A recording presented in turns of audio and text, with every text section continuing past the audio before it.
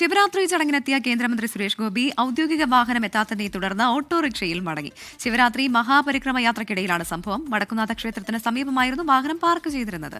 ശ്രീകുമാരൻ ചേരുന്നുണ്ട് തൃശ്ശൂരിൽ നിന്ന് വിവരങ്ങളുമായി. ശ്രീജിത്ത്, ഇത് എന്താ സംഭവിച്ചത്? മനഃപൂർവ്വമായിട്ട് അദ്ദേഹം അങ്ങനെ ഓട്ടോയിൽ യാത്ര ചെയ്യാമെന്ന് തീരുമാനിച്ചോ, അതോ കാത്തു നിന്നിട്ടും വണ്ടി എത്തിയില്ല എന്നാണോ? അതെ, അപ്പൊ എങ്ങോട്ടാണ് അദ്ദേഹത്തിന്റെ യാത്ര?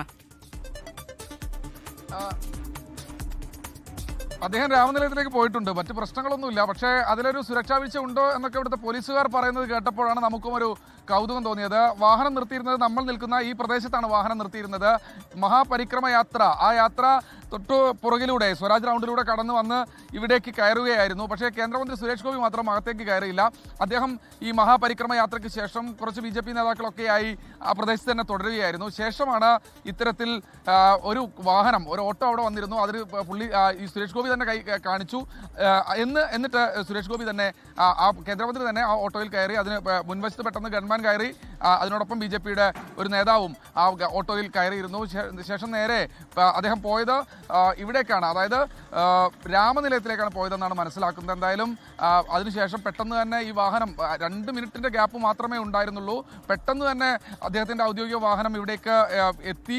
അദ്ദേഹത്തിൻ്റെ ആ ഓട്ടോയ്ക്ക് സമീപത്തേക്ക് എത്തി. പക്ഷേ അതിൽ കയറാൻ അദ്ദേഹം തയ്യാറായില്ല. അതിന് മുൻപ് തന്നെ അദ്ദേഹം കയറി തൃശ്ശൂർ രാമനില ഗസ്റ്റ് ഹൗസിലേക്ക് പോയിട്ടുണ്ട്. സുരക്ഷാ വീഴ്ച ഉണ്ടോ ഇല്ലയോ എന്നൊക്കെ പോലീസുകാരാണ് തീരുമാനിക്കേണ്ടത്. പക്ഷേ കേന്ദ്രമന്ത്രി ഒട്ടും സമയം കളഞ്ഞില്ല. അദ്ദേഹം ഒരു ഓട്ടോയ്ക്കാണ് കൈകാട്ടി കയറിപ്പോയത്. അതിൻ്റെ ആ ദൃശ്യങ്ങളാണ് നമുക്ക് ലഭിച്ചിരിക്കുന്നത്. ആ ഗൺമാൻ ഇരിക്കുന്നത് നേരെ ഡ്രൈവിംഗ് സീറ്റിലാണ് ഗൺമാൻ ഇരിക്കുന്നത്. അതും ഒരുപക്ഷെ വരും മണിക്കൂറുകളിൽ ചിലപ്പോൾ വിമർശനത്തിന് വിധേയമായേക്കാം. എന്തായാലും കേന്ദ്രമന്ത്രിയുടെ വാഹനം പാർക്ക് ചെയ്തിരുന്നത് ഇവിടെയാണ്. കേന്ദ്രമന്ത്രി പക്ഷേ സുരേഷ് ഗോപി പക്ഷേ പുറത്തായിരുന്നു, ഈ സ്വരാജ് റൗണ്ടിലായിരുന്നു നിന്നിരുന്നത്. അതിനുശേഷമാണ് അദ്ദേഹം ആ ഓട്ടോയിൽ കയറി. ഗൺമാൻ ഫ്രണ്ടിൽ കയറിയിരുന്നതുകൊണ്ട് തന്നെ MVDയുടെ പിഴയ്ക്കൊക്കെ സാധ്യതയുണ്ടോ ശ്രീജിത്ത്? കേന്ദ്രമന്ത്രിയാണ്, സ്വാഭാവികമാണ്. MVDയുടെ പിഴയ്ക്കൊക്കെ അതെ തീർച്ചയായും സുരക്ഷാ വീഴ്ച എന്ന് വേണമെങ്കിൽ അത് ഒരു നിയമലംഘനം തന്നെയാണ്. അക്കാര്യത്തിൽ യാതൊരു തർക്കവുമില്ല. ഫുട്പാത്തിലൂടെ വാഹനം കയറ്റുന്ന ആളുകളെയൊക്കെ തടയുന്ന ഒരു സാഹചര്യമൊക്കെ നിലനിൽക്കുന്ന ഒരു സമയത്ത് ഇത്തരത്തിലൊരു ദൃശ്യങ്ങളൊക്കെ പുറത്തു വരുന്ന സമയത്ത് സ്വാഭാവികമായി ഒരു പിഴ ഇടുന്ന ഒരു സാഹചര്യമൊക്കെ ഉണ്ടാകാനുള്ള അത് നമ്മൾ മുന്നിൽ കാണുന്നുണ്ട്. എന്തായാലും 2 നിമിഷം അദ്ദേഹത്തിന് വേണമെങ്കിൽ ഒന്ന് അകത്തേക്ക് കയറാമായിരുന്നു. പക്ഷേ അദ്ദേഹം അതിന് കാത്തു നിന്നില്ല. അദ്ദേഹം ഒരു ഓട്ടോ വിളിച്ചു. അത് അദ്ദേഹത്തിൻ്റെ സ്വാതന്ത്ര്യമാണ്. പക്ഷേ ഗൺമാൻ അങ്ങനെ മുൻപിലിരിക്കുമ്പോൾ സ്വാഭാവികമായി അതിൽ നിയമലംഘനമുണ്ട് എന്ന കാര്യത്തിൽ ഒറ്റ നോട്ടത്തിൽ വ്യക്തമാണ്. എന്തായാലും വരും മണിക്കൂറുകളിൽ അത് ചർച്ചയാവുന്ന കാര്യത്തിൽ യാതൊരു തർക്കവുമില്ല.